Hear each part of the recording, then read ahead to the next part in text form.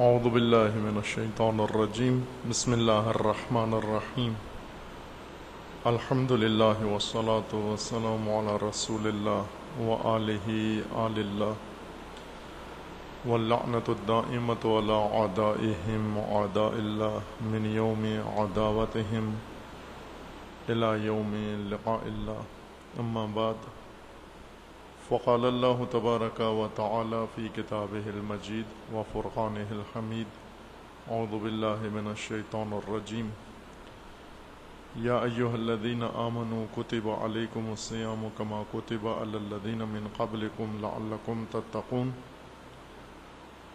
ایاما معدودات فمن کان منکم مریضا او علی سفر فعدۃ من ایام اخر وعلى الذين يطيقونه فدية طعام مسكين فمن تطوع خيرا فهو خير له وأن تصوموا خير لكم إن كنتم تعلمون شهر رمضان الذي أنزل فيه القرآن هدى للناس وبينات من الهدى والفرقان فمن شهد منكم الشهر فليصمه ومن كان مريضا أو على سفر فعدة من أيام أخر یرید اللہ بکم اليسر ولا یرید بکم العسر ولتکملوا العدة ولتکبروا اللہ علی ما ہداکم ولعلکم تشکرون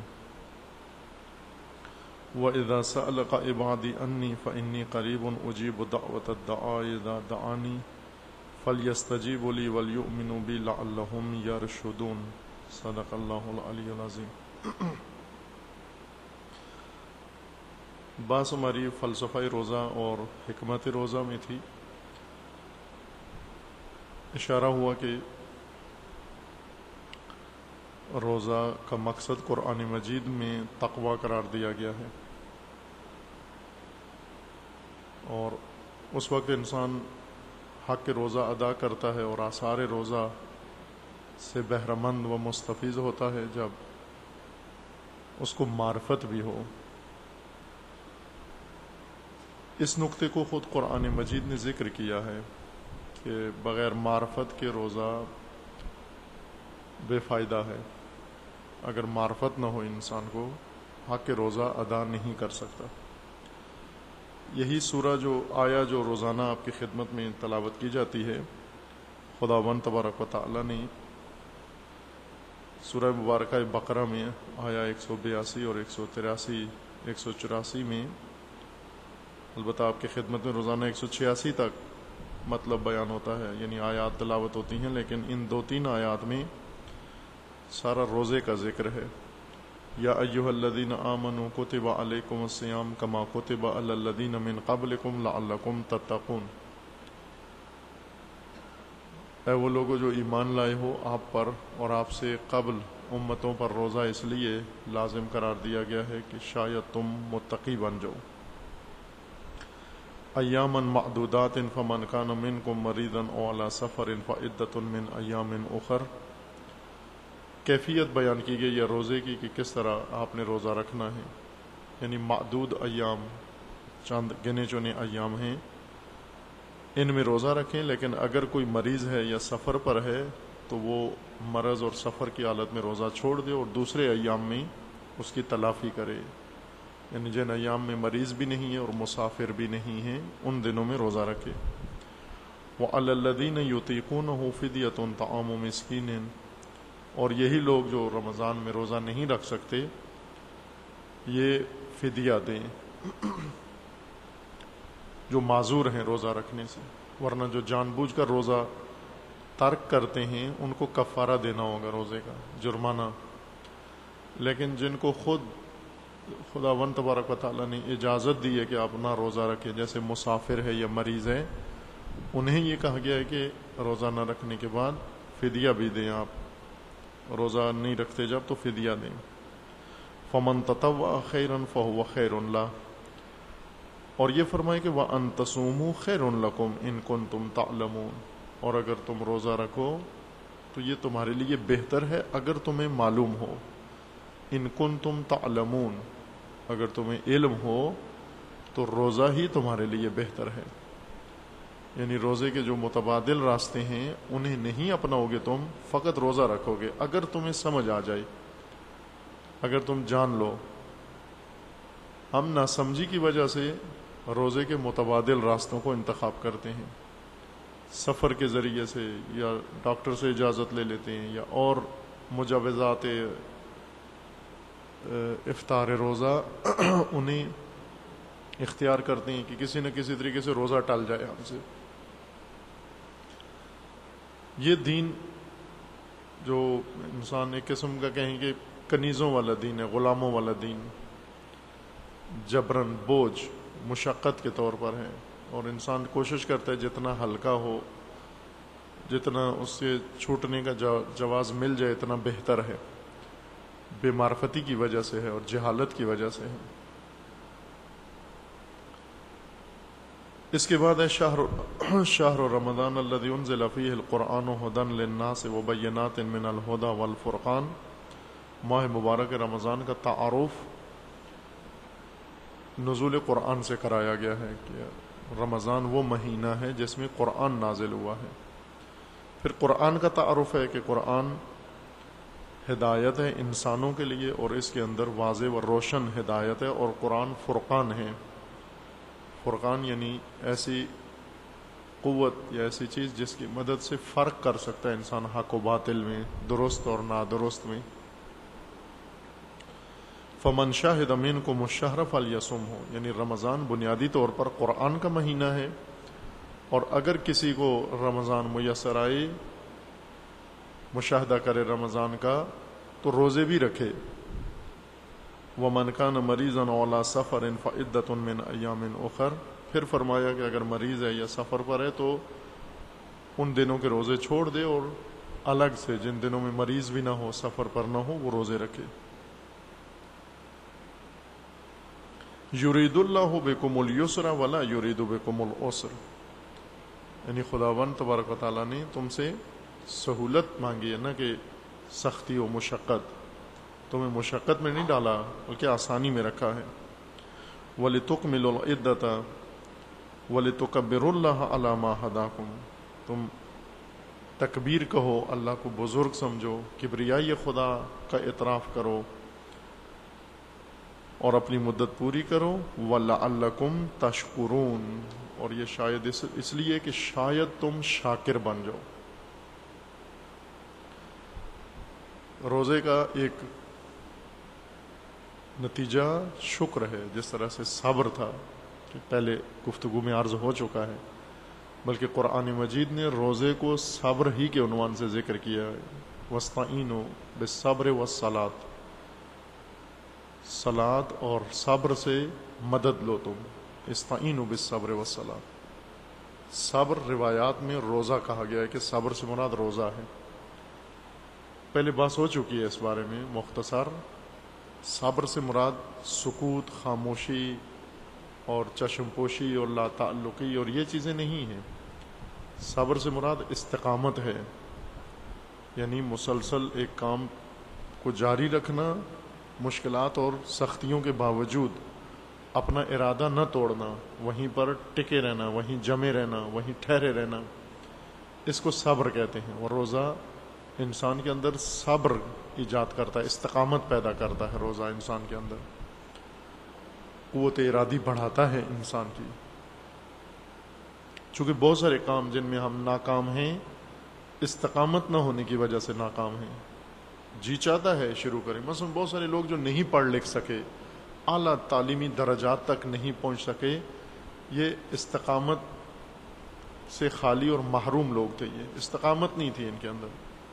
پڑھائی از جملہ امور ہے جس کے اندر استقامت کی ضرورت ہے اور صبر کی ضرورت ہے، لیکن جو لوگ عجول ہوں، جلد باز ہوں اور دیر تک پائیداری نہ دکھا سکتے ہو، ثبات قدم نہ ہو، وہ جلدی شکست کھا جاتے ہیں۔ بہت سارے کام ایسے ہیں جن میں انسان سرعت دکھائے، تیزی دکھائے، فوراً ان کو حاصل کرے، ورنہ ہاتھ سے نکل جاتے ہیں۔ جیسے فرصتوں سے فوراً فائدہ اٹھائے انسان، جو فرصتیں آتی ہیں ان میں تاخیر نہ کرے، فوراً فرصتوں سے فائدہ اٹھائے۔ لیکن کچھ راستے ایسے ہوتے ہیں جنہیں استقامت کے ساتھ انسان طے کرتا ہے۔ استقامت یعنی پائیداری، ثبات قدم، محکم عزم اور ارادے کے ساتھ اور لمبی مدت کے لیے، دراز مدت کے لیے ایک سفر جب انسان طے کرتا ہے، استقامت چاہیے۔ مثلا کو نوردی کے لیے زور بھی چاہیے اور استقامت بھی چاہیے۔ زور یعنی طاقت، تاکہ انسان کو نوردی کر سکے، پہاڑوں پہ چڑھ سکے، لیکن تنہا زور نہیں ہے۔ بہت سارے ایسے زوراور لوگ ہیں، زور مند لوگ ہیں، لیکن پہاڑ پہ نہیں چڑھ سکتے کیونکہ استقامت نہیں ہے ان کے اندر۔ استقامت زور سے الگ ایک چیز کا نام ہے۔ استقامت یعنی پائیداری، دیر تک قائم رہنا کسی راستے پر یا کسی موقف پر، کسی ہدف پر دیر تک قائم رہنا، اس کو استقامت کہتے ہیں۔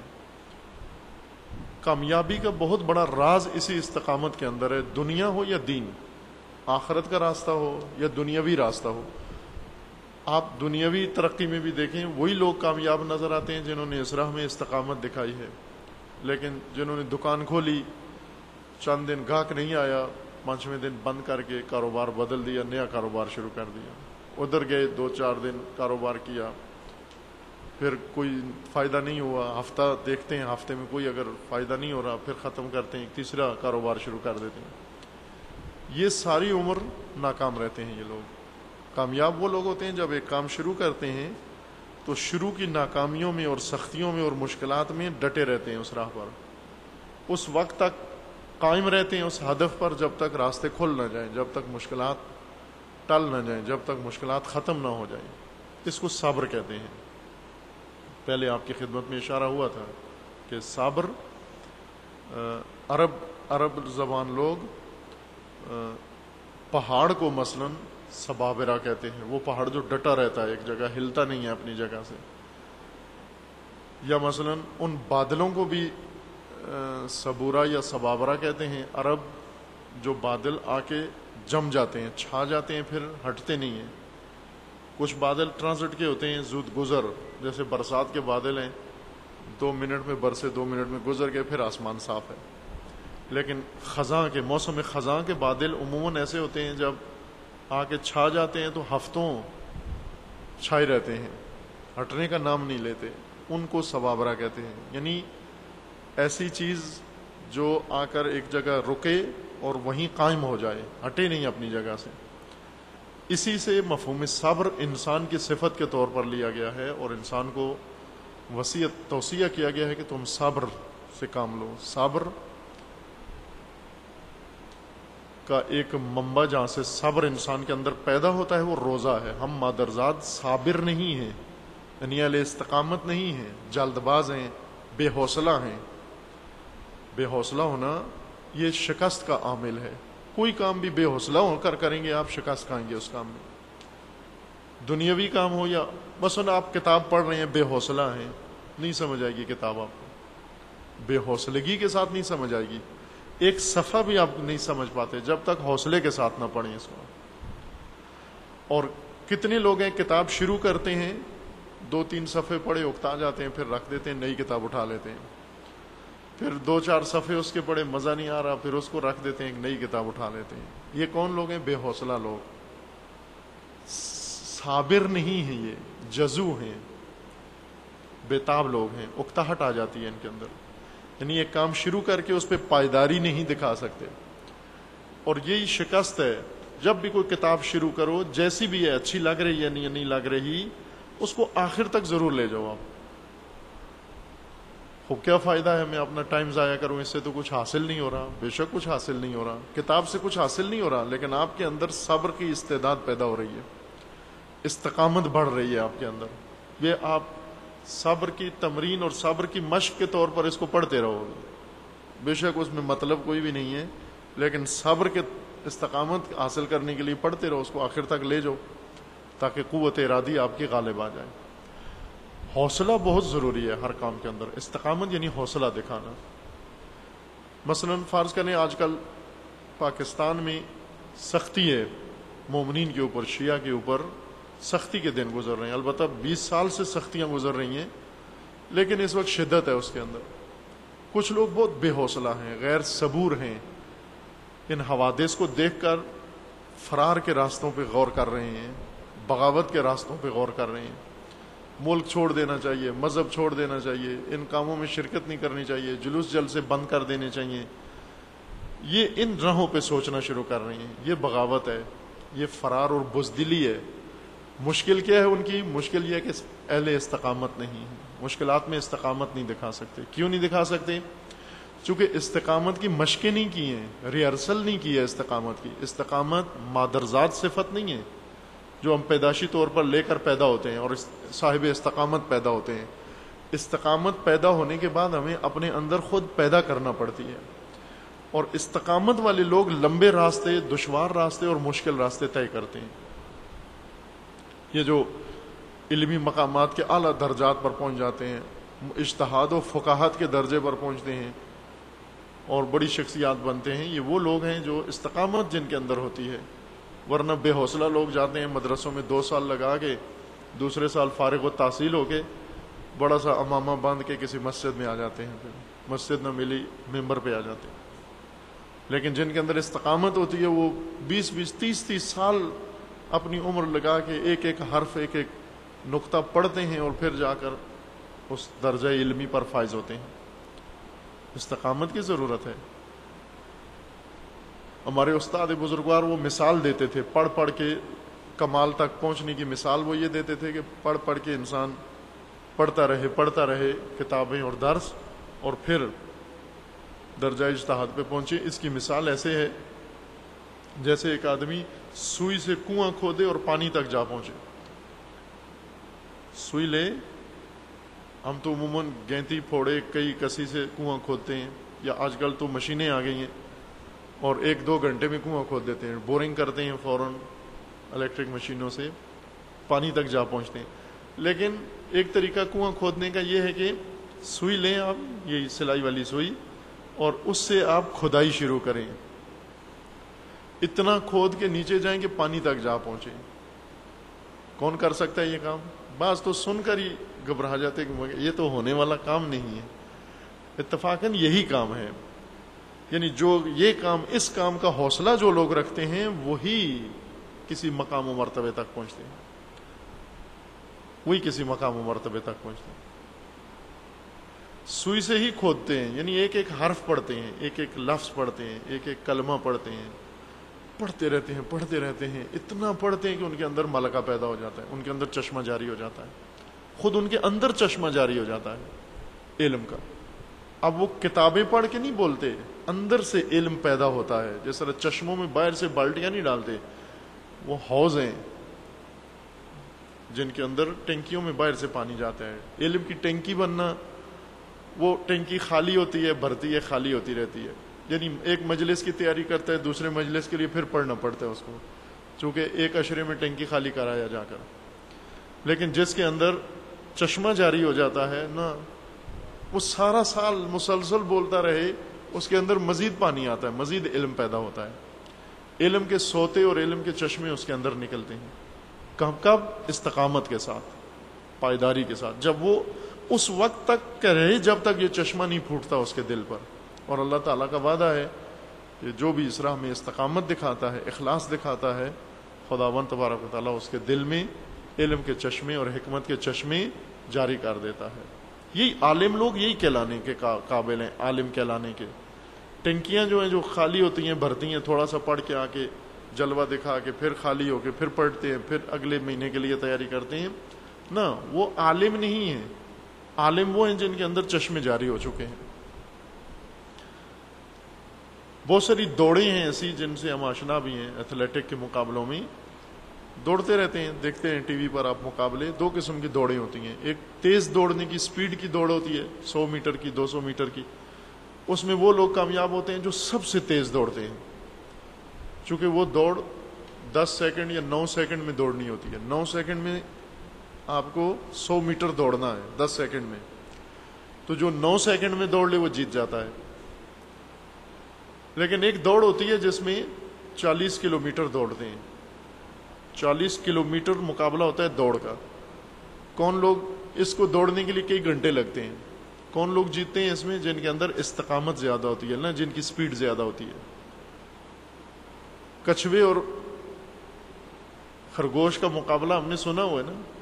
کچھوا جو آہستہ اور مسلسل چلتا ہے، استقامت کی مثال ہے۔ کچھوا استقامت کی مثال ہے، البتہ سستی بھی ہے اس کے اندر، لیکن وہ جو اس تشبیہ میں یا اس مثال میں کہانی کے اندر مد نظر ہے وہ اس کی استقامت ہے، نہ سست روی۔ سست روی سے انسان کہیں بھی نہیں پہنچتا، استقامت سے پہنچتا ہے۔ یعنی اس مثال میں یہ نہیں بتانا چاہ رہے، چونکہ میں نے خود جب پہلی دفعہ یہ مثال سنی تھی بچپن میں، جس نے بھی سنائی تھی اس نے وضاحت نہیں کی تھی، اور یہ سوال ذہن میں تھا کہ اس مثال کا تو غلط تعلیم دی جا رہی ہے۔ اس مثال کے ذریعے، اس مثال کے ذریعے سے سستی کی تعلیم دی جا رہی ہے، چونکہ کچھوا چست ہے، خرگوش چست ہے، کچھوا سست ہے، تو یہ تو کہا جا رہا ہے کہ جو بھی سست ہوگا زندگی میں کامیاب ہوگا، وہ تو غلط تعلیم دی جا رہی ہے۔ لیکن بعد میں جب راز کھلا بہت عرصہ گزر گیا اس وقت تک، یعنی جب کچھوے کی مثال سننے کے بعد کئی سال گزر گئے، جب سمجھ آئی یہ مثال کہ یہ مثال سستی اور چستی کی مثال نہیں ہے، بلکہ یہ مثال استقامت اور بے حوصلگی کی مثال ہے۔ یعنی ایک جانور حوصلے کا نمائندہ ہے اور ایک اکتاہٹ کا۔ خرگوش پھدکتا بہت ہے، اچھلتا بہت ہے، تیز بہت ہے، لیکن اس میں حوصلہ نہیں ہے، بے حوصلہ ہے۔ 2 قدم چلتا ہے، پھر رکتا ہے، پھر مڑ کے دیکھتا ہے، دائیں دیکھتا ہے، بائیں دیکھتا ہے۔ لیکن کچھوا جب ایک کام میں لگ جاتا ہے تو پھر لگا رہتا ہے اس میں، جیسی بھی سپیڈ ہے، مسلسل تسلسل کے ساتھ جو کام انسان کرے اس میں جیت ہے، اگرچہ وہ آہستہ آہستہ ہی کیوں نہ ہو۔ تسلسل جو اس میں ضروری ہے، یہ مثال تسلسل کی ہے، یعنی استقامت کی مثال ہے۔ استقامت ہمارے اندر پیدا ہوتی ہے، یعنی کرنا پڑتی ہے، ہمیں مشقیں کرانا ہوتی ہیں۔ اس لیے انسان کی تربیت اور بچوں کی تربیت میں سے ایک اہم ترین اس کے اندر تربیت کا عنصر یہ ہے کہ بچوں کے اندر استقامت پیدا کی جائے، کیونکہ وہ بے حوصلہ ہوتے ہیں۔ انہیں اس طرح سے ٹرین کیا جائے کہ ان کے اندر حوصلہ پیدا ہو، دیر تک پائیداری کا اور استقامت کا حوصلہ پیدا ہو، ورنہ 2 منٹ بیٹھیں، تھکیں، اکتائیں، گھڑی دیکھنا شروع کریں، اٹھو باہر چکر لگا دیں، نا، اس کا مطلب ہے حوصلہ نہیں ہے اس کے اندر۔ کیوں نہیں ہے؟ چونکہ حوصلہ پیدا ہی نہیں کیا ہم نے۔ حوصلہ پیدا کریں، تربیت کے اہم ترین عناصر میں سے ایک یہ ہے کہ استقامت بچوں میں پیدا کریں تاکہ بڑے ہو کر زندگی میں کامیاب انسان بنے۔ یہ ایک نقطہ تھا کہ اس کے بارے میں پہلے بات کر رہے ہیں ہم۔ یہ روزے کا ایک اثر استقامت ہے۔ قرآن نے روزے کا نام ہی صبر رکھا ہے، اس روایت کے مطابق کہ استعینوا بالصبر والصلاۃ میں کہا گیا کہ روزے اور نماز سے مدد لو، یعنی روزے سے تم استمداد کرو۔ دوسرا اہم نقطہ جو روزے سے نتیجہ حاصل ہوتا ہے، جو اس آیہ شریفہ میں ہے، جو ابھی پڑھی ہے آپ کی خدمت میں، سورہ مبارکہ آل عمران کی سورہ بقرہ کی آیہ 185 میں ہے، وَلَعَلَّكُمْ تَشْكُرُونَ۔ روزے کا ایک اثر یہ کہ انسان مقام شکر پہ فائز ہوتا ہے، شاکر بنتا ہے انسان۔ اہل معرفت نے انسان کے 2 مقام ذکر کیے ہیں، صبر اور شکر۔ پہلے بات کر رہے ہیں نا کہ مقام اور 3 حالتیں بیان کی تھیں، وقت، حال اور مقام۔ کچھ لوگ ہوتے ہیں جو تھوڑی دیر کے لیے ان میں ایک اچھی حالت پیدا ہوتی ہے، پھر اس کے بعد فوراً گزر جاتی ہے۔ تھوڑی دیر کے لیے اچھی سوچ آئی، پھر اس کے بعد وہ سوچ نکل گئی اور دوسرے معمول پہ آ گئے۔ ٹیمپریری اچھائی آتی ہے ان کے اندر۔ کچھ لوگ ہوتے ہیں جو صاحب حال ہیں۔ صاحب حال یعنی یہ اچھی حالت یا اچھی سوچ کچھ دیر رہتی ہے، کچھ دن رہتی ہے ان کے اندر، لیکن قابل زوال ہوتی ہے، یہ صفت زائل ہو جائے گی ان کے اندر۔ اور کچھ لوگ ایسے ہوتے ہیں جو صاحب مقام ہوتے ہیں۔ صاحب مقام وہ لوگ ہیں کہ جن کے اندر یہ صفت گھر بنا لیتی ہے، گھر کر لیتی ہے اور ہمیشہ رہتی ہے، زائل نہیں ہوتی ان کے اندر یہ صفت۔ مثلا کچھ لوگ ہیں جو وقتی طور پر، ٹیمپریری طور پر جذبات میں آ کر، احساسات میں آ کر کسی حالت کا شکار ہوتے ہیں، پھر اگلی آن، اگلی لمحے بدل دیتے ہیں حالت اپنی۔ یہ صاحب وقت ہیں۔ صاحب حال جن میں صفت تھوڑی سی آئی، چند دن رہی، چند دن کے بعد ختم ہو گئی، اور صاحب مقام وہ ہیں جن کے اندر یہ صفت پیدا ہوئی اور ہمیشہ رہے گی۔ اب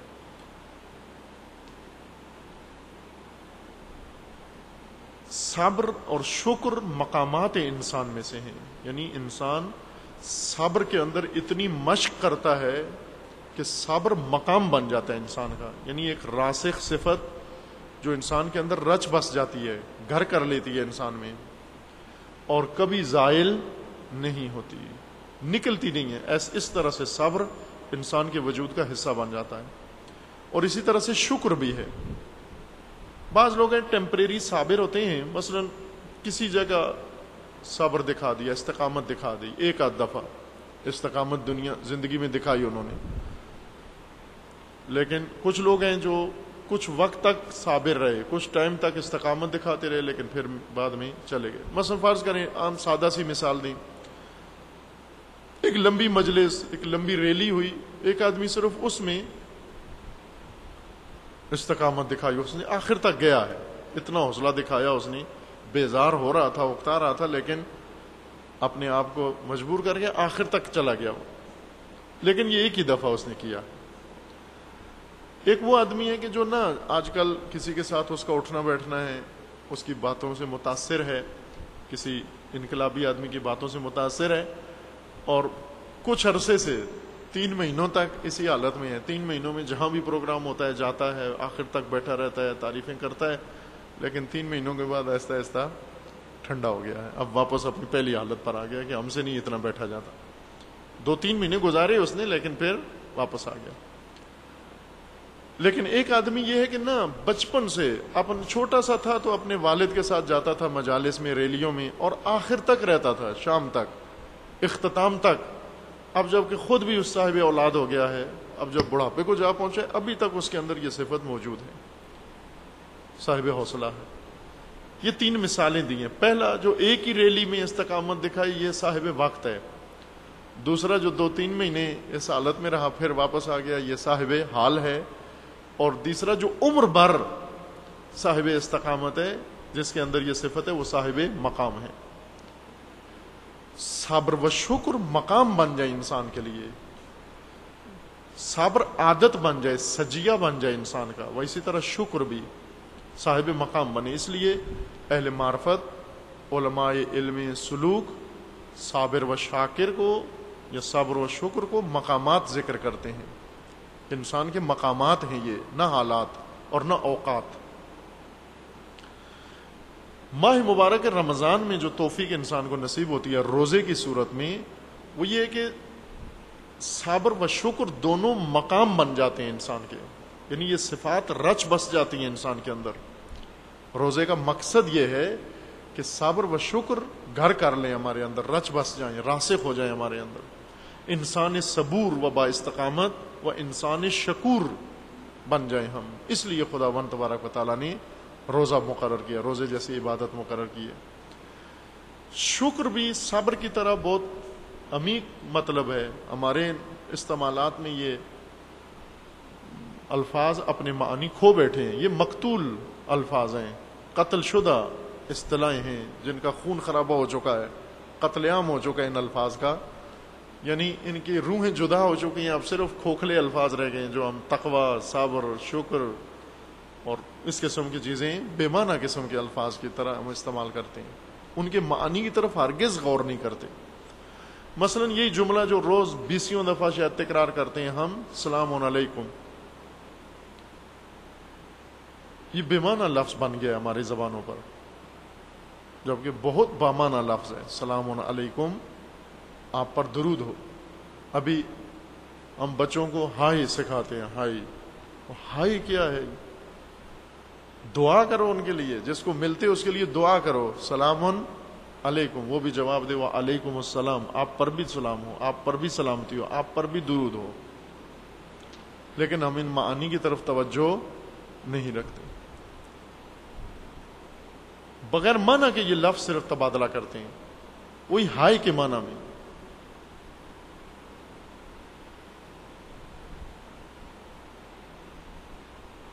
جتنے بھی معارف قرآن نے ہمیں بتائے ہیں، سکھائے ہیں، دین نے سکھائے ہیں، ہم نے ان کا قتل عام کر کے، روحیں نکال کے، کھوکھلے بنا کے، ڈھانچے اور لاشیں ان کی بنا کر استعمالات کرتے ہیں۔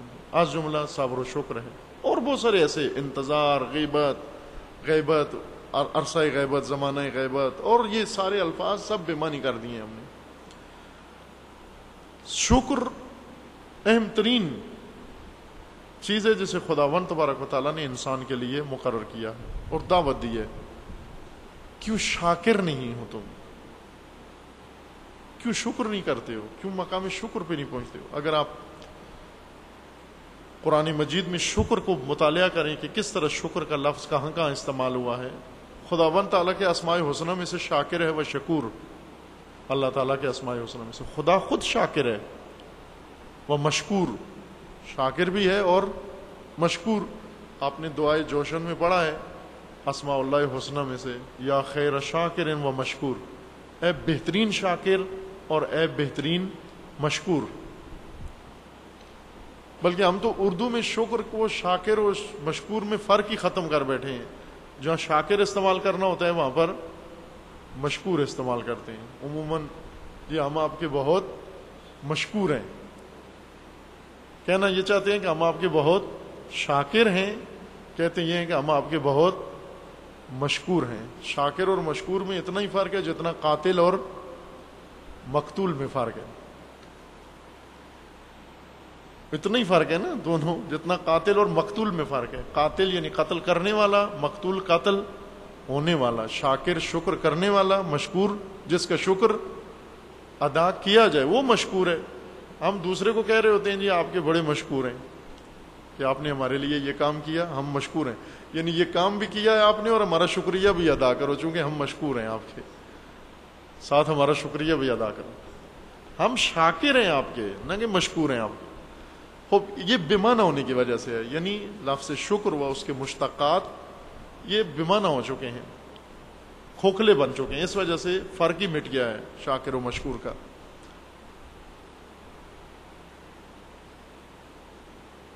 شاکر اسماء اللہ میں سے ہے، شکور اسماء اللہ تعالی میں سے ہے. پیغمبر اکرم صلی اللہ علیہ وآلہ وسلم فرماتے ہیں کہ خود فرماتے تھے کہ میں روزانہ خداوند تبارک و تعالیٰ کی بارگاہ میں 70 دفعہ استغفار کرتا ہوں. 70 دفعہ روز استغفار کرتا ہوں. زوجہ رسول نے پوچھا کہ آپ کو اتنی عبادتوں کی ضرورت نہیں ہے، آپ راتوں کو اٹھتے ہیں، طویل عبادتیں کرتے ہیں، دن بھر عبادتیں کرتے ہیں. وہ زوجہ رسول کی معرفت بھی ہمارے جتنی تھی. وہ ہم یہ سمجھتے ہیں نا کہ معصوم کو کچھ بھی نہیں چاہیے، وہ تو بس ٹھیک ہے معصوم ہے، ابھی آرام سے زندگی بسر کریں. ان کی معرفت بھی ہماری جتنی تھی، لہٰذا وہ بھی اکتا گئی رسول اللہ کی عبادت سے اور پوچھنے لگی کہ آپ اتنی عبادت کیوں کرتے ہیں. رسول اللہ نے فرمایا کہ اولا اکون عبدا شکورا، کیا میں عبد شکور نہ بنوں خدا کا؟ شکور یعنی بہت زیادہ شاکر. کیا میں عبد شکور خدا نہ بنوں؟ افلا اکون عبدا شکورا، کیا میں عبد شکور نہ بنوں اللہ کا؟ یہ وہ مقامات ہیں جن میں کوئی انتہا نہیں ہے. ہم یہ نہ سمجھے کہ درجہ عصمت میں پہنچ کر آخری اختتام انتہا آ جاتی ہے کہ یہاں سے آگے کچھ بھی نہیں جاتا. نہ، اتفاقاً جب درجہ عصمت پہ معصومین فائز ہوتے ہیں وہاں سے آگے اصل راستہ شروع ہوتا ہے.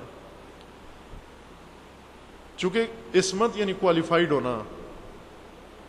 2 ٹیسٹ ہوتے ہیں نا، یہ 2 کام ہوتے ہیں. پہلے ایک کام کروایا جاتا ہے کوالیفائیڈ دیکھنے کے لیے کوالیفائیڈ ہیں یا نہیں ہیں. جو سلیکٹ ہو جاتے ہیں پھر انہیں اصل مارکے میں انہیں ڈالا جاتا ہے. ہم ابھی کوالیفائیڈ ہی نہیں ہیں، ان کوالیفائیڈ ہیں. اصل کام انہیں کا شروع ہوتا ہے، وہاں سے آگے شروع ہوتا ہے. لہذا صبور و شکور ہونا وہیں سے آگے معنی بنتا ہے اس کا. ہمارے لیے اتنا عظیم معنی نہیں بنتا اس کا. ہم صبور ہیں، شکور ہیں. کس پر؟ میخ چبھ رہی ہے، صبر کر رہے ہیں. کیوں جی میخ چبھ رہی ہے ہمیں؟ آج بہت گرمی تھی دن بھر، ہم نے صبر کیا بہت گرمی میں. ہماری یہ صبر ہے فقط. شکور اسماء اللہ میں سے بھی ہے اور شکور اوصاف معصومین میں سے بھی ہے. اور معصومین خداوند تبارک و تعالیٰ سے دعا کرتے ہیں کہ پروردگارہ ہمیں عبد شکور بنا. شکر نعمت کے اظہار کو کہتے ہیں. اظہار نعمت کو شکر کہتے ہیں. جب اللہ تعالیٰ کوئی آپ کو نعمت دے اس کو اظہار کریں. آپ اظہار زبان سے نہ، زبان سے اظہار کرنا یہ اظہار نعمت نہیں ہے، یہ اظہار نیت ہے. زبان سے ہم فقط اظہار نیت کرتے ہیں. مثلا آپ کے پاس آپ کے دل میں سینے میں بہت ساری باتیں ہیں، بہت سارے مطلب ہیں، وہ اگر آپ اظہار کرنا چاہیں تو زبان سے اظہار کریں گے ان کا. اور آپ کے پاس اور بہت ساری چیزیں ہیں جو دل میں نہیں ہیں، جیب میں ہیں، ان کو بھی آپ اظہار کریں تو زبان سے تو نہیں کرتے. مثلا کسی کی جیب میں پیسے پڑے ہوئے ہیں، ان پیسوں کو اظہار کرے. وہ اظہار کا مطلب یہ نہیں کہ جگہ جگہ کہتا پھر میرے جیب میں 200 روپیہ ہے. یہ اظہار نہیں ہے دولت کا. دولت کا اظہار یہ ہے کہ جہاں پر پیسے کے خرچ کا وقت آتا ہے، چونکہ ہر چیز کے اظہار کا ایک مقام ہے، اسی جگہ اس کو آ کر بروئے کار لائے، یہ اس کا اظہار ہے. جہاں جس چیز کے لیے جو چیز بنائی گئی ہے، جس مقصد کے لیے جو چیز بنائی گئی ہے، اسی مقصد میں اس کو بروئے کار لانا، کام میں لانا، اس چیز کا اظہار ہے. دولت کو اگر ہم پیسوں کو زبان پہ اظہار کریں لیکن ان کو جہاں جہاں خرچ کرنا چاہیے وہاں خرچ نہ کریں تو اس کا مطلب ہوا دولت کا اظہار نہیں کر رہے، چھپا رہے ہیں آپ دولت کو. علم کا اظہار کریں. علم کے اظہار کا طریقہ یہ نہیں ہے کہ لوگوں میں بہت بڑا عالم ہوں، بڑے بڑے کارڈ اپنے چھپوائے، بڑے بڑے پوسٹر چھپوائے، القابات کے ساتھ اپنے چھپوائے کہ اپنے علم کا اظہار کر رہا ہے. نا، علم کا اظہار یہ ہے کہ جہاں جہاں علم کے استعمال کی ضرورت ہے وہاں اس کو استعمال کرے. علم کے اظہار کے 2 طریقے ہیں، ایک یہ کہ تعلیم دے، تبلیغ کرے، دوسرا اس پر عمل کرے. علم کے اظہار کا طریقہ یہ ہے کہ اس پر عمل کریں. آپ عمل کریں گے علم خود ظاہر ہو جاتا ہے انسان کو. نہ یہ کہ خود بول بول کے کہ میں بڑا علامہ ہوں، میں بہت بڑا ڈاکٹر ہوں، میں بڑا پی ایچ ڈی ہوں، میں بڑا اسکالر ہوں، میں یوں ہوں فلاں ہوں. ایک آدمی کا دوسرا آدمی تعارف کرا رہا تھا کہ یہ مثلا فلاں صاحب ہے، تو انہوں نے خود تصحیح کی کہ ڈاکٹر صاحب ہیں، ساتھ ڈاکٹر بھی کہو مجھے، یعنی کہ میں ڈاکٹر صاحب ہوں، ڈاکٹر کے بغیر میرا تعارف کروا رہے ہیں. ناراض ہوتے ہیں اگر ان کے نام کے ساتھ یہ لقب نہ چڑھا جائے. یہ نہیں ہے علم کے اظہار کا نام. جو نعمت خدا نے آپ کو دی ہے اس کا اظہار کریں. عقل خدا نے دی ہے، عقل کا اظہار کریں. آپ کہاں اظہار کریں؟ جہاں عقل استعمال کرنے کی جگہ ہے. ہم عموماً اس کو بچاتے ہیں عقل کی استعمال کرنے کی جگہ. جیسے پیسہ خرچ کرنے کی جگہ پر پیسہ بچاتے ہیں، جہاں ٹائم خرچ کرنا ہو وہاں پر ٹائم بچاتے ہیں، اور جہاں عقل خرچ کرنی ہو وہاں عقل بچاتے ہیں. کیوں بچاتے ہیں؟ کہ شاید خرچ کرنے سے کم ہو جائے گی، یا یوں سمجھتے ہیں کہ بل آئے گا اس کا زیادہ اگر ہم نے عقل زیادہ استعمال کی. جس طرح بجلی کا میٹر زیادہ استعمال کرتے ہیں بل آتا ہے بڑا بھاری، اس طرح عقل بھی استعمال نہیں کرتے کہ بل آئے گا. نہ، یہ نعمت خدا نے دی ہے، اس کو کام میں لو. اس کا عقل کا شکر عقل کا اظہار ہے. یعنی جن چیزوں میں عقل استعمال کرنی چاہیے وہاں استعمال کرو عقل کو. اگر خدا نے کوئی ہنر دیا ہے آپ کو، اس ہنر کا شکر ادا کرو. شکر ہنر کیا ہے کہ اس ہنر کو کام میں لاؤ. کام میں لانے سے اس کا شکر ادا ہو جائے گا. ہمیں خدا نے بہت کچھ دیا ہے، اگر اول تو شکر زبانی بھی نہیں کرتے، اگر کرنا بھی چاہیں تو زیادہ سے زیادہ یہ کہتے ہیں تیرا شکر ہے، تیرا اللہ تیرا شکر. یا موبائل پہ ٹیلی فون پہ عادت ہو گئی ہے کہ عادتاً جو جملے تکرار کرتے ہیں نا ہم، کہ پوچھتے ہیں بتاؤ کیسے ہو؟ الحمدللہ ٹھیک ہوں. کیا بتاؤں، مر رہا ہوں. پہلے کہتے ہیں الحمدللہ ٹھیک ہوں، پھر بعد میں فوراً کہتا ہے کیا بتاؤں آپ کو، مر رہا ہوں، کچھ کھانے کے لیے کچھ نہیں ہے، پینے کے لیے کچھ نہیں ہے. ابھی تو کہہ رہے ہو الحمدللہ ٹھیک ہوں، ابھی کہہ رہے ہو مر رہا ہوں. وہ عادتاً زبان سے نکل گئے تھے. یا جیسے ہماری عادت ہے کسی بیمار کا حال پوچھتے ہیں، پتہ ہے کہ وہ بیمار ہے، مثلا گرا ہے، آج ایکسیڈنٹ ہوا ہے، ہڈیاں ٹوٹ گئی ہیں اس کی، ٹیلی فون کرتے ہیں کہ کیا حال ہے، ٹھیک ہو، خیریت سے ہے، سنا ہے مرنے والے ہو تم، ابھی کہہ رہے ہو سنا ہے کیا حال ہے، ٹھیک ہے تمہارے، یہ کیا حال ہو، ٹھیک ہو. یہ عادت بن چکی ہے ہماری. یہ عادتاً بغیر سوچے سمجھے یہ جملے زبان سے نکل جاتے ہیں ہمارے. اسی طرح شکر الحمدللہ یہ عادتاً نکل جاتے ہیں ہماری زبان سے، اور اس کے بعد فوراً ناشکری کا اظہار کرتے ہیں، فوراً گلا شکوہ شروع کر دیتے ہیں. یعنی شکوہ بھی شکر سے شروع کرتے ہیں ہم کہ اللہ تیرا شکر ہے، خدا نے ہمیں دیا ہی کچھ نہیں ہے، دوسروں کو اتنا دیا ہوا ہے. اب بھی کہہ رہے اللہ تیرا شکر ہے، پھر کہتے ہیں اللہ تو نے دوسروں کو سب کچھ دیا ہوا ہے، ہمیں کچھ بھی نہیں دیا. ابھی تو شکوہ کر رہے ہو تم. شکوے کا آغاز بھی شکر سے کر رہا ہے. شکر کا مطلب اظہار کرنا ہے، یعنی جو نعمت خدا نے دی ہے اس کو بروئے کار لانا، اس کو کام میں لانا۔ صحت کا شکر ادا کرو، صحت کو کام میں لاؤ۔ توانائیاں خدا نے جو دی ہیں، طاقتیں جو اللہ نے دی ہیں، آپ کے اندر استعدادیں رکھی ہیں، ان سب کو کام میں لاؤ، وہ سب بروئے کار لاؤ۔ یہ شکر ہے ان توانائیوں کا۔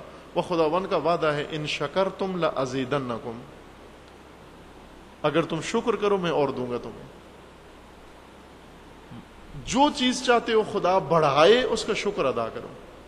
شکر کا مطلب نہیں کہ اللہ تیرا شکر ہے، یعنی بوری آئی رکھی اندر اور کہا اللہ تیرا شکر ہے، پیسہ آیا بینک میں ڈالا اللہ تیرا شکر ہے، تالا لگاتے جاؤ اللہ تیرا شکر ہے۔ یہ نہیں ہے شکر، یعنی جو اللہ نے دیا اس کو بروئے کار لاؤ، اللہ اور دے گا تمہیں۔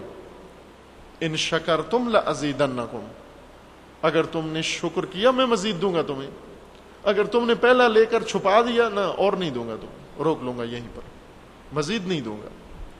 ان شکرتم لازیدنکم۔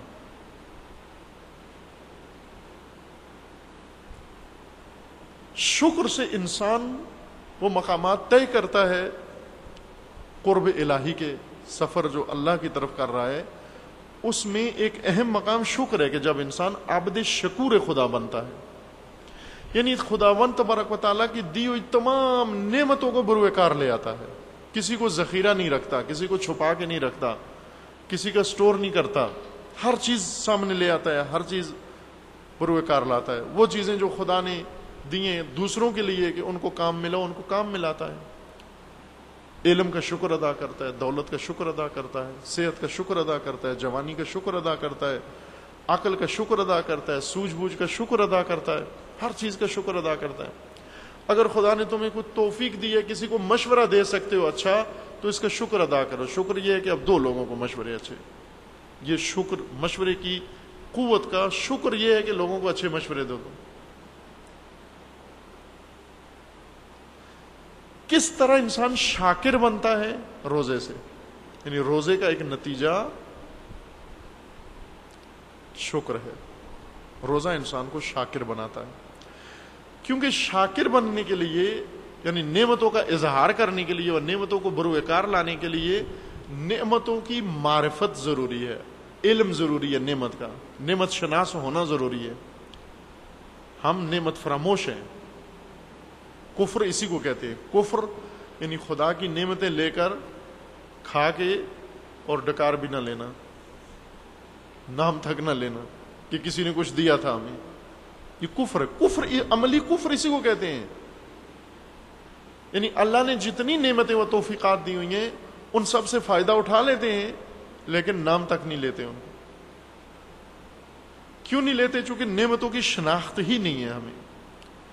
ہم صرف چنے چاول کو نعمت سمجھتے ہیں، کھانے پینے کی مادی چیزوں کو نعمتیں سمجھتے ہیں۔ یعنی ہم سمجھتے ہیں پر نعمت ترین انسان کون ہے؟ جس کے پاس گاڑی بہت اچھی ہے، جس کا گھر بہت بڑا ہے، جس کی فیکٹریاں ہیں، جس کے پاس مال بہت زیادہ ہے، اور جو سیاسی مقام پوسٹ بہت زیادہ ہے، جس کے ارد گرد لوگ بہت زیادہ ہیں، یہ بڑے اللہ کی یاد میں ہیں، اسی کو کہتے ہیں اللہ کی یاد میں ہیں۔ اس کو سمجھتے ہیں یہ بہت بڑا پر نعمت انسان ہے۔ بار بار عرض کیا آپ کی خدمت میں کہ اگر نعمتوں کا یہ معیار ہے تو اس کا مطلب یہ ہوا کہ خدا نے انبیاء اور ائمہ کو نعمتوں سے محروم رکھا ہے۔ چونکہ امیر المومنین کے گھر نہ اتنا بڑا گھر تھا، نہ گاڑی تھی، نہ بنگلہ تھا، اور کوئی چیز نہیں تھی، خالی گھر، اور وہ بھی چھوٹا سا جھونپڑا نما گھر۔ بس یہ نہیں ہے نعمتیں اللہ کی جن کو ہم نعمتیں سمجھتے ہیں اور جو اللہ سے مانگتے ہیں۔ سب اس دوڑ میں لگے ہوئے ہیں، سب اس آرزو میں لگے ہوئے ہیں۔ جو بے گھر ہے وہ گھر بنانے کے چکر میں ہے، جس کا 10 مرلے کا گھر ہے وہ اس کو 20 کرنے کے چکر میں ہے، جس کا 20 مرلے کا گھر ہے وہ 2 کنال کے چکر میں ہے، جس کا 2 کنال کا ہے وہ 3 کنال کے چکر میں ہے، اور جس کے پاس 100 روپیہ ہے وہ اس کو لاکھ بنانے کے چکر میں، جس کے پاس لاکھ ہے وہ کروڑ بنانے کے چکر میں، جس کے پاس کروڑ ہے وہ ارب بنانے کے چکر میں ہے۔ سب بڑھانے کے موڈ میں ہیں، لیکن شناخت نہیں ہے ہمیں نعمتوں کی کہ یہ وہ چیزیں ہیں۔ امیر المومنین علیہ السلام نے فرمایا کہ گمراہ لوگ وہ ہیں جو صبح اٹھ کے وہ چیزیں بٹورنا شروع کر دیتے ہیں جن کا نہ ہونا ہونے سے بہتر ہے۔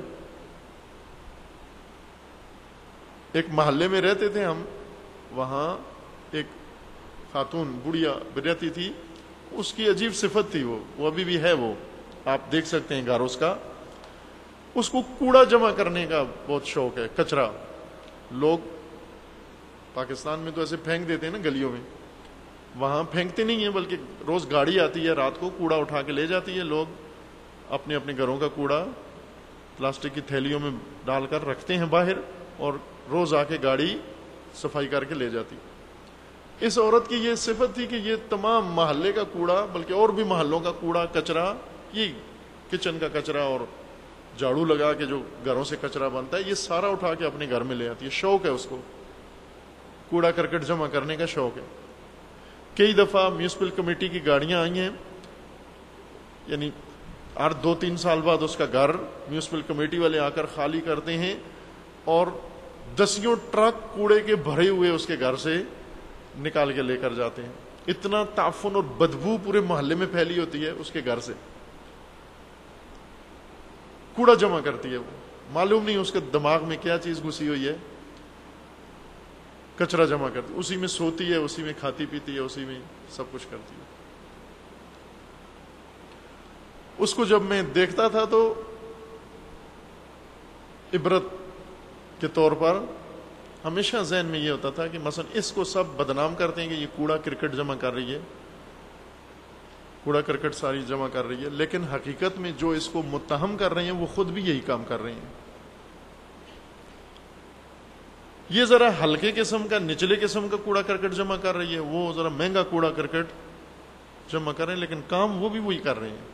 ان کے گھر بھی بھرے ہوئے ہیں, جن کے گھر صوفوں سے بھرے ہوئے ہیں, جن کے گھر اور الا بلا سے بھرے ہوئے ہیں, الیکٹرانک اور ڈیجیٹل چیزوں سے بھرے ہوئے ہیں, وہ بھی تو یہی کام کر رہے ہیں. فقط فرق یہ ہے کہ ان کا کوڑا کرکٹ الیکٹرانک ہے, چونکہ ہر جگہ کا الگ ہے نا. اسپتالوں میں جا کر دیکھیں ایک الگ قسم کا کچرا ہے اسپتالوں کا, بالکل اس کو الگ ضائع کرنا ہوتا ہے. جا کر اسپتالوں کا کچرا محلے کے کچرے میں کبھی بھی شامل نہیں کیا جاتا, وہ الگ کچرا ہے. یا اسی طرح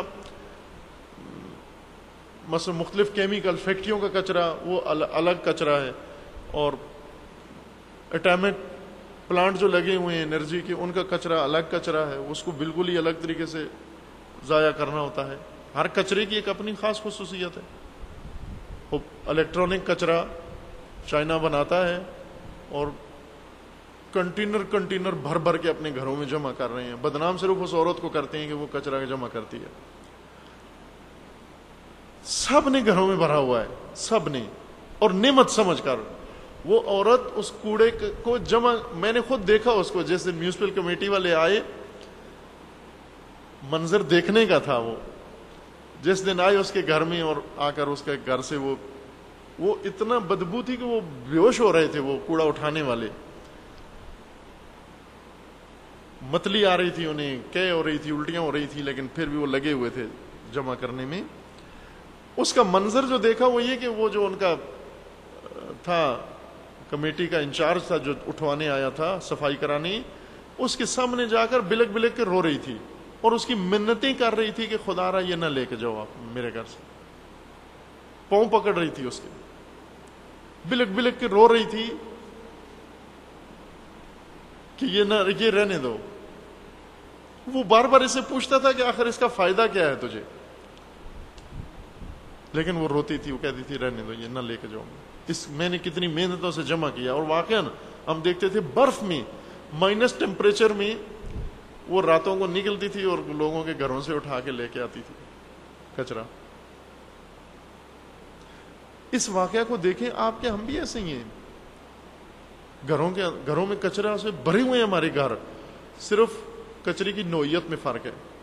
یعنی جن چیزوں کو ہم نعمت سمجھتے ہیں, اور وہ عورت جس کو نعمت سمجھ کے رو رو کے کہہ رہی تھی رہنے دو میری نعمتیں, میں نے مشکل سے اکٹھی کی ہیں, لیکن ان کے نزدیک کچرا تھا یہ سارا. ہم نے بھی جو نعمتیں اکٹھی کی ہوئی ہیں اور جو نعمتوں کے چکر میں ہیں, یہ نعمتیں نہیں ہیں, یہ نقمتیں ہیں, یہ وبال ہے ہمارے لیے. فقط کوڑا کرکٹ جمع کیا ہوا ہے اپنے گھروں کے اندر, اپنے آپ کو بھی تباہ کیا ہوا ہے اور اولاد کو بھی. سب افسوس کرتے تھے کہ اس عورت کا بچہ بھی تھا ایک چھوٹا سا, وہ اسی کچھ کچرے والے گھر میں رہتا تھا, کچرا دانی میں, بہت خوبصورت بچہ, اور اسی کچرا دانی میں رہتا تھا, اور لوگوں کو اس بچے پر بہت ترس آتا تھا دیکھ دیکھ کے, اتنا خوبصورت بچہ اور یہ کہاں رہتا ہے.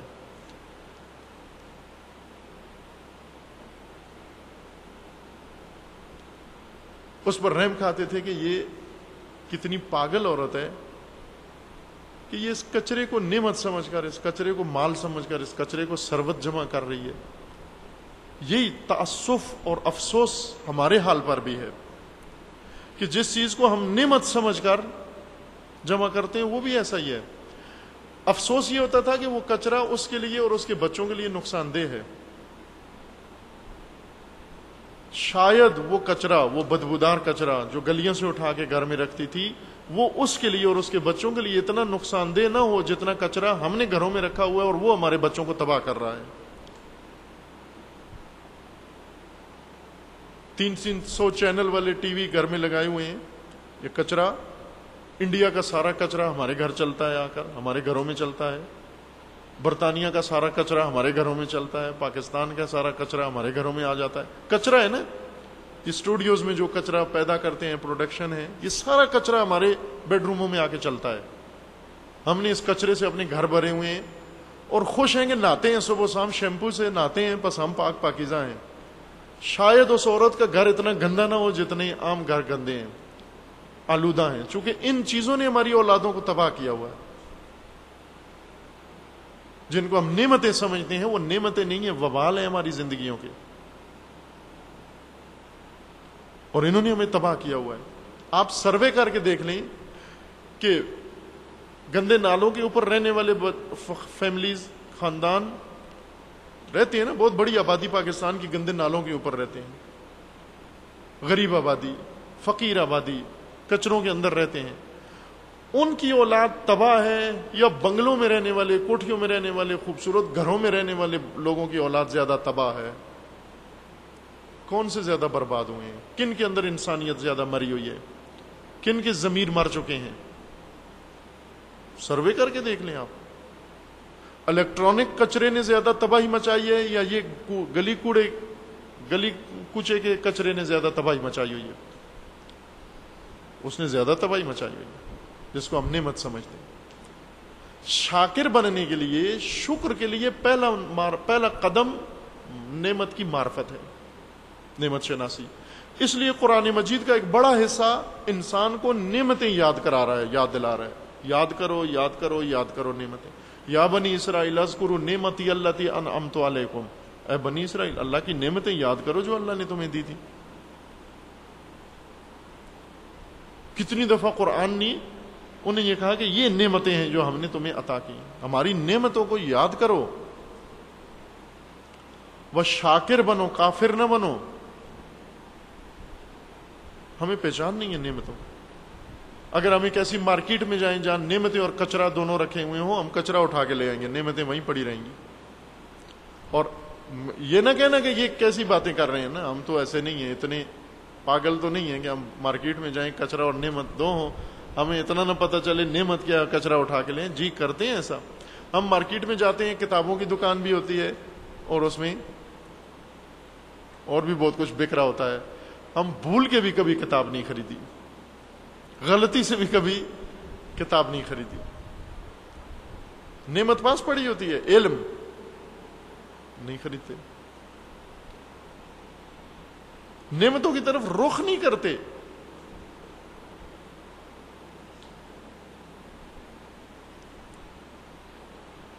اس عقل کے اندھے انہی کو کہتے ہیں.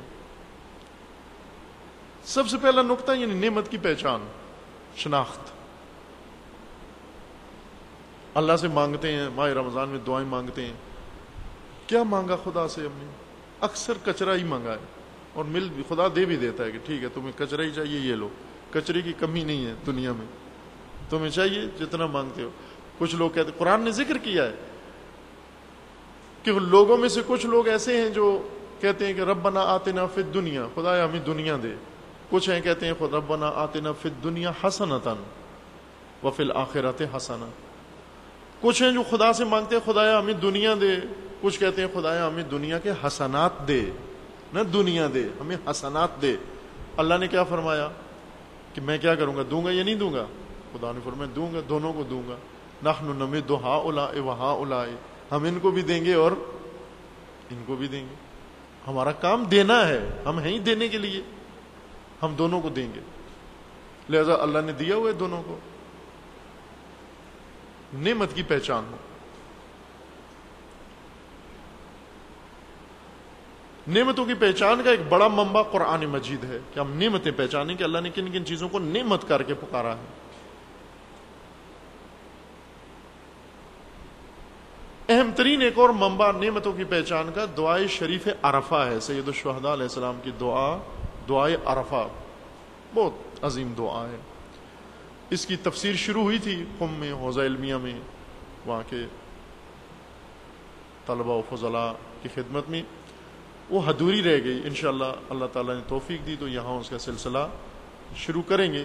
ایک دفعہ یہ حوزہ سٹارٹ ہو جائے، انشاءاللہ آغاز ہو جائے اس کا، خدا کے فضل و کرم سے انشاءاللہ اس کی تفسیر کا سلسلہ جاری کریں گے، یہاں پر جاری رکھیں گے.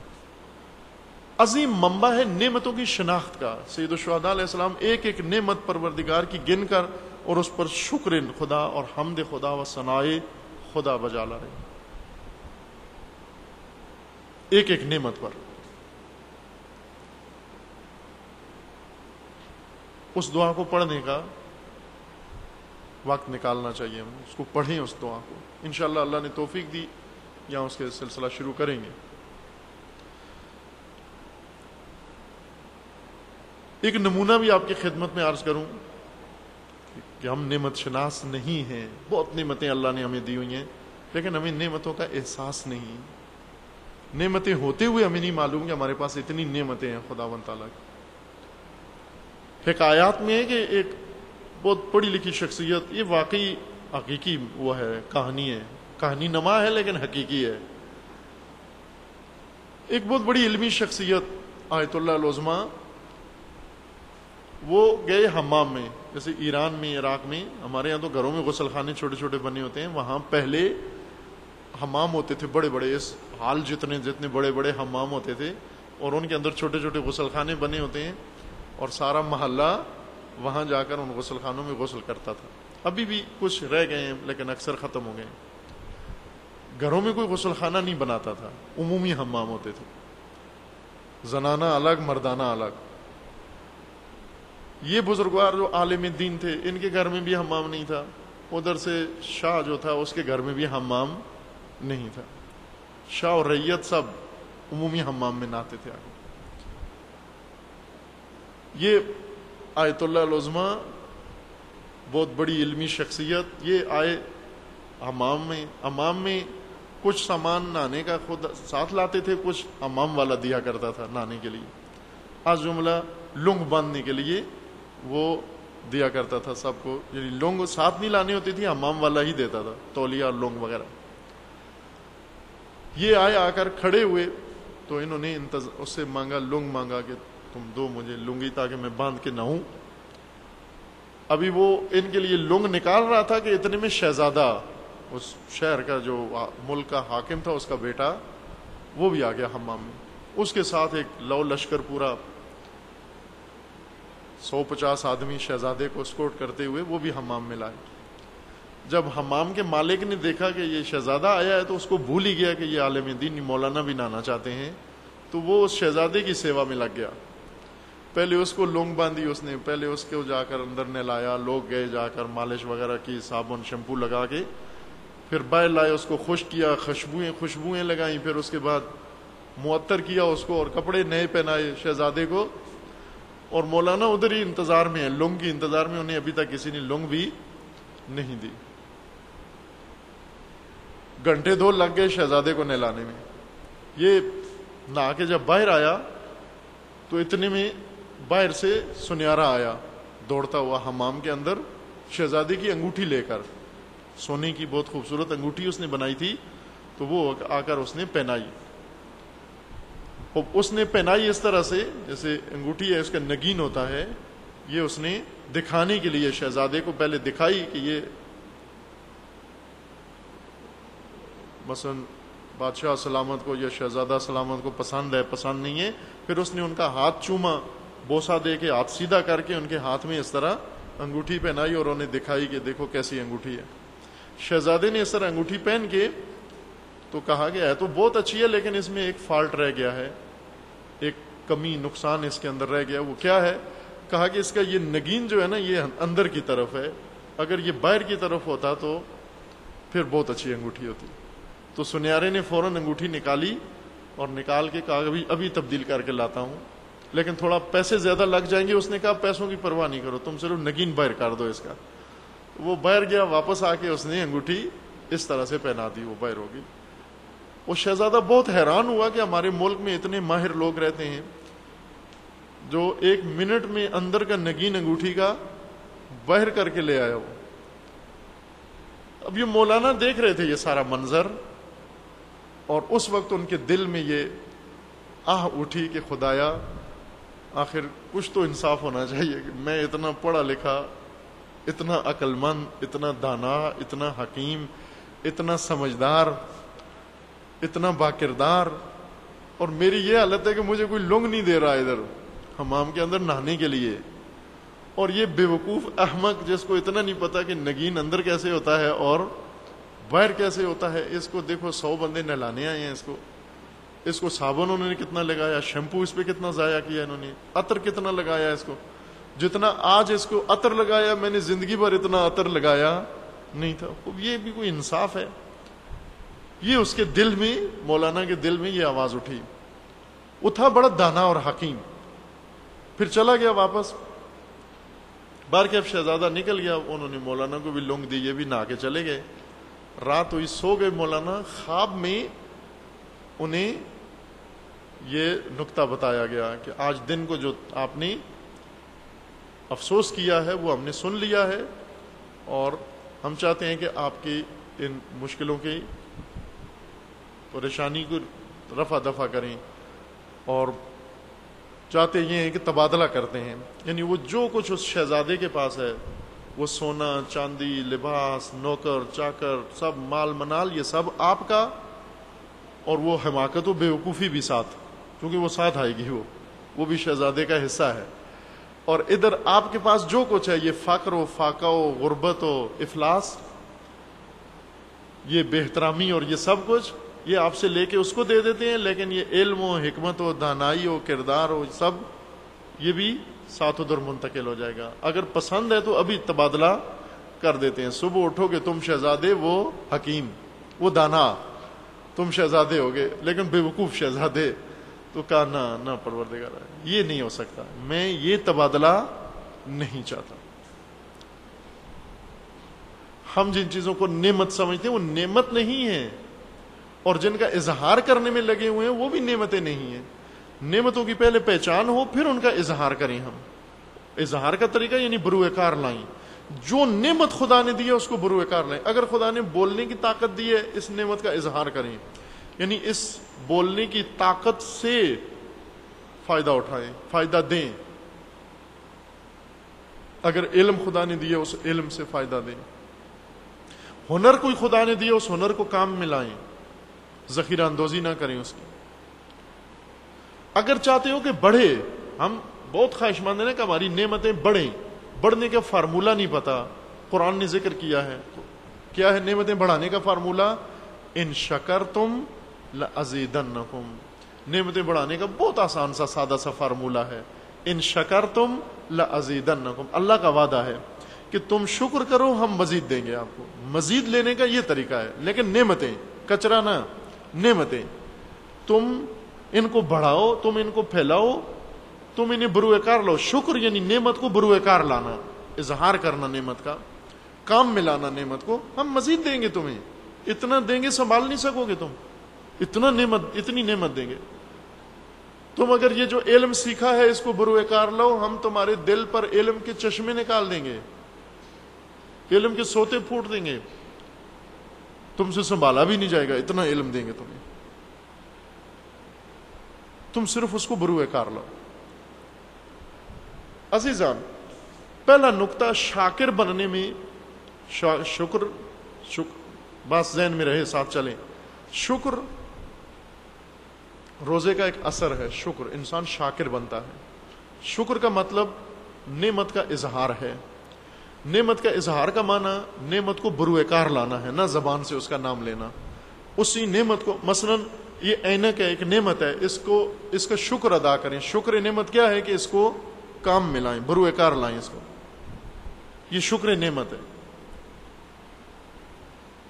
ورنہ اینک کو بند کر کے گھر میں رکھ لیں اور روز کہیں خدایا شکر ہے تیرا ایک اینک دے دی، شکر ہے پروردگارہ اینک دے دی، اس اینک پر شکر ہے تیرا. یہ نہیں ہے شکر ہے اینک. شکر اینک یہ ہے کہ اسے استفادہ کرو آپ. اگر اینک نعمت ہو، شکر نعمت یا اظہار و بروئے کار لانا نعمت کا موقوف ہے اس بات پر انحصار کرتا ہے کہ آپ نعمت کو سمجھتے ہوں، شناخت رکھتے ہوں نعمت کی. شناخت نعمت کا ایک منبع قرآن ہے، وہ ایک منبع عرض کیا کہ دعائے شریف عرفہ ہے. لیکن نعمت شناسی کے جو حس انسان کے اندر پیدا ہوتی ہے، بیدار ہوتی ہے، وہ روزہ ہے. جیسے پہلے اشارہ ہوا تھا نا کہ روزہ مری ہوئی حصیں جگاتا ہے انسان کی. کچھ لوگ ہوتے ہیں آج کل پاکستان میں ایسے مریض زیادہ ہیں جو بم دھماکوں میں بے حس ہو چکے ہیں. آج ہی ہمارے پاس ایک سید بزرگوار آئے کوئٹہ میں بم دھماکے میں، پورا بدن ہی ان کا مفلوج ہو گیا، صرف یہ گردن سے نیچے سارا جسہ بے حس ہو گیا. اللہ تعالیٰ ان کو اور تمام مجروحین کو شفا دے انشاءاللہ. ان کو دیکھ کر بہت دل دکھا. بہت حسین جوان، پاکیزہ جوان، کل تک ہنستا کھیلتا، اور آج اس حالت میں مبتلا. یہاں آئے حوضہ دیکھنے کے لیے، اسی حالت میں آئے، بالکل بدن بے حس ہے ان کا، پورا جسہ، ہاتھ پاؤں سب کچھ بے حس. یہ احساس کس طرح سے جاگتا ہے انسان کے اندر؟ یہ مری ہوئی حصیں جو مر گئی ہیں یہ کیسے جاگیں گی؟ ڈاکٹر لگے ہوئے محنت کرنے میں ان کے کہ اللہ تعالیٰ انشاءاللہ ان کو اور ان جیسے مریضوں کو سب کو شفا دے خداوند تعالیٰ انشاءاللہ. فزیو تھراپی کے ذریعے، آپریشن کے ذریعے، دواؤں کے ذریعے، کسی ذریعے سے کوشش کر رہے ہیں کہ یہ حصیں بیدار ہوں، اور ہو جائیں گی. طب نے اتنی ترقی کر لی ہے کہ جسمانی حصیں جب مر جائیں تو ان کو بیدار کر لیتی ہیں. میں خود گزرا ہوں اس مرحلے سے، اس لیے یقین ہے کہ ہو جاتی ہیں بیدار. بعض اوقات حس ختم ہو جاتی ہے لیکن پھر جاگ جاتی ہے. اسی طرح کچھ ہماری اندرونی حصیں مر جاتی ہیں، ہماری انسانی حصیں، حقیقی حصیں مر جاتی ہیں. بہت ساری حصیں ہمارے اندر مری ہوئی ہیں، اور ہیں ایسے لوگ صبح و شام ہم اپنی آنکھوں سے دیکھتے ہیں جن کے اندر حص مری ہوئی ہے. یعنی انہیں یہی نہیں احساس کہ ہم انسان ہیں، انہیں یہی نہیں احساس کہ ہم کیا ہیں. مری ہوئی ہے حص ہی نہیں ہے ان کے اندر. انہیں یہی نہیں حص کہ میرے علاوہ بھی انسان ہیں. احساس نہیں ہے، مرے ہوئے احساس ہے. ان مرے ہوئے احساسات کو روزہ زندہ کرتا ہے انسان کے اندر. مری ہوئی حصیں روزہ زندہ کرتا ہے. ان مری ہوئی حصوں میں سے ایک حص جو روزہ زندہ کرتا ہے وہ احساس نعمت خدا ہے. روزہ کیسے شاکر بناتا ہے ہمیں؟ پہلے ہمارے اندر نعمت شناسی کی مری ہوئی حص زندہ کرتا ہے. غفلت کا پردہ ہماری آنکھوں سے اتارتا ہے روزہ، بیدار کرتا ہے، جھنجھوڑتا ہے روزہ ہمیں کہ تو غور کر اپنے اندر، اپنے ارد گرد کہ اللہ نے کتنی نعمتیں تجھے دی ہوئی ہیں. نعمتوں کا احساس ایک خاص مرحلے پہ پیدا ہوتا ہے. کب؟ کہتے ہیں کہ قدر نعمت، ایک محاورہ استعمال کرتے ہیں نا، سنا ہوگا آپ نے، اردو میں ہے تو فارسی کا ہے لیکن اردو میں زیادہ استعمال ہوتا ہے. قدر نعمت آگے نہیں ہے یاد. قدر نعمت بعد الزوال. نعمت کی قدر کب آتی ہے؟ جب چھن جاتی ہے، چلی جاتی ہے. جب تک ہے احساس نہیں ہوتا. مثلا صحت و تندرستی و سلامتی ایک بہت بڑی عظیم نعمت ہے خدا کی، لیکن جو سالم ہے انہیں نہیں ہے اس کی قدر. سب سے زیادہ قدر نعمت صحت کی کس کو ہے؟ جو بیمار ہیں. ان سے جا کر پوچھیں کتنی عظیم نعمت ہے. سلامت لوگوں کو، باسلامت لوگوں کو انشاءاللہ خدا سب کو سلامت رکھے، لیکن جب تک یہ نعمت ہے اس کا احساس ہو، وہ قدر ہو تو کام آتی ہے. زائل ہونے کے بعد اگر احساس بھی ہو جائے، قدر بھی آ جائے، فائدہ کیا؟ یعنی جب میں صحت مند تھا اور مجھے صحت کی قدر نہیں تھی، وہ شناخت نہیں تھی، اور آج جب صحت نہیں ہے اور مجھے قدر آئی ہے، اب کیا فائدہ؟ جیسے بوڑھوں کو جوانی کی بہت قدر ہوتی ہے، اب کیا فائدہ؟ یہ پچھتاوا ہے. یعنی احساس نعمت بعد الزوال، اس کا نام پچھتاوا ہے. جب نعمت موجود ہے اس کی قدر چاہیے، اس کا احساس چاہیے. کس طرح ہم نعمتوں کی طرف متوجہ ہوں، اتنی غرق دنیا میں، اور غرق ہوتے ہوئے جو ہم جو ڈوبے ہوئے ہیں خواہشات میں اور شہوات میں اور عادات میں اور معمولات میں ہم کس طرح نعمتوں کی طرف متوجہ ہوں کہ اللہ نے کیا کیا نعمتیں ہمیں دی ہوئی ہیں. مثلا گھر کا سکھ چین یہ بہت بڑی نعمت ہے. یہ ان لوگوں کے گھروں میں جا کر دیکھو جہاں نہیں ہے, جن گھروں کے اندر اتفاق نہیں ہے, جن گھروں کے اندر نزاع ہے, جھگڑا ہے, بے احترامی ہے, وہ گھر جو جہنم ہے. بعض گھر ایسے ہیں واقعاً جہنم ہے, عورت مرد دونوں کے لیے جہنم ہے. گھر کا چین سکون یہ بہت بڑی نعمت ہے خدا نے دی ہے. امن, پاکستان نا امن ہے, اب پتہ چلتا ہے امنیت کتنی بڑی نعمت ہے, کس قدر بڑی نعمت ہے.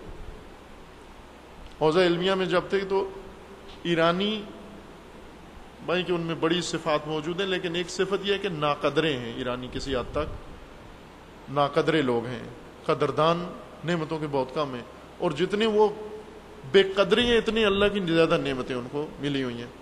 لیکن ان کو یہی کہتے تھے کہ یہ ایک نعمت اس امنیت جو آپ کے ملک میں موجود ہے اسی کی قدردانی کرو تم, ورنہ اپنے پڑوس میں آ کر پاکستان میں دیکھو قدر نعمت بعد الزوال. آج پتہ چلتا ہے کہ امن و سلامتی کتنی بڑی نعمت ہے. آج ہم نہ نماز پڑھ سکتے ہیں آسودگی کے ساتھ, نہ عبادت کر سکتے ہیں, نہ گھر میں رہ سکتے ہیں, نہ کھانا کھا سکتے ہیں, نہ اپنے دینی فرائض انجام دے سکتے ہیں.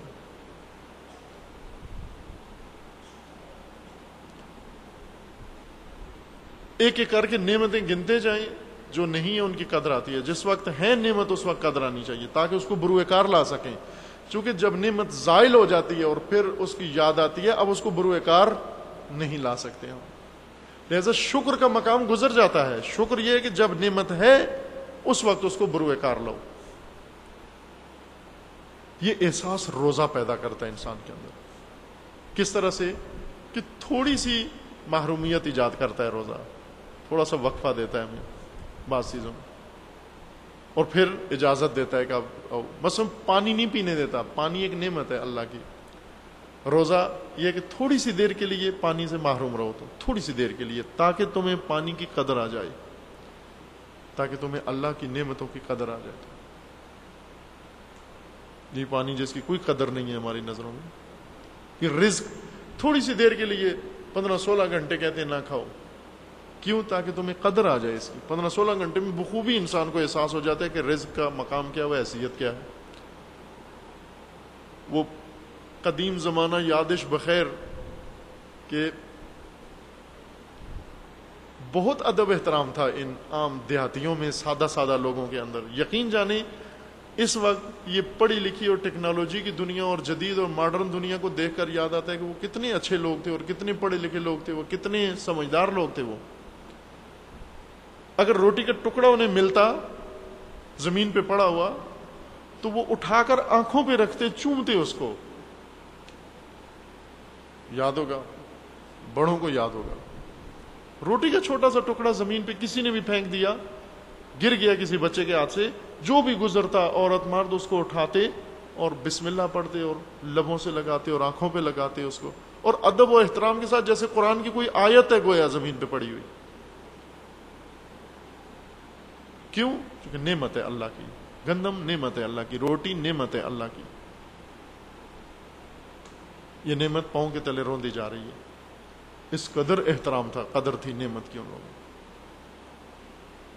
گندم کا دانہ اگر نیچے گرا ہوتا راستے میں, بسا اوقات گر جاتی تھی گندم, وہ راستہ بدل دیتے تھے, اس کے اوپر پاؤں نہیں رکھتے. دانے یا چنتے اگر تھوڑے ہوں, اگر نہیں ہے کبھی ممکن نہیں تھا. آپ ان پڑھ دیہاتی کو بھی نہیں دیکھیں گے گندم کے دانے کے اوپر پاؤں رکھ کے گزر کے جائے.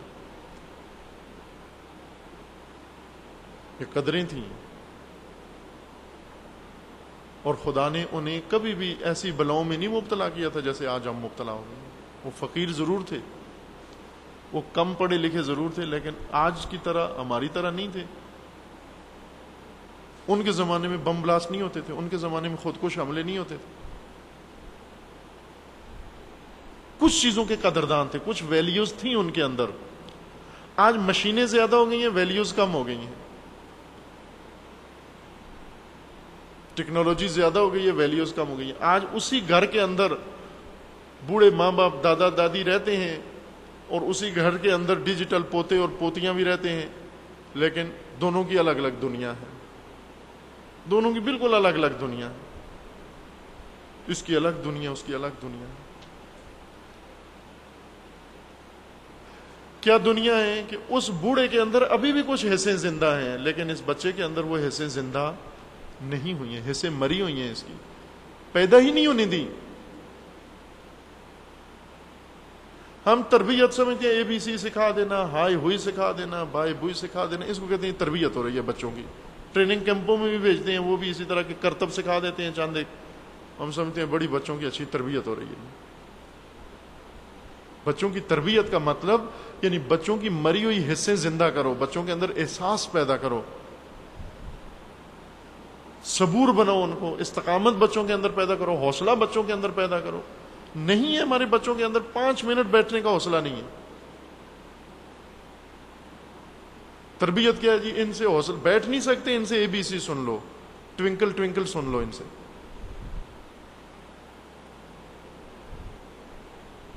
اس تربیت کا مطلب یعنی ان کے اندر استعدادیں اجاگر کرو، ان کی شاکر بناؤ۔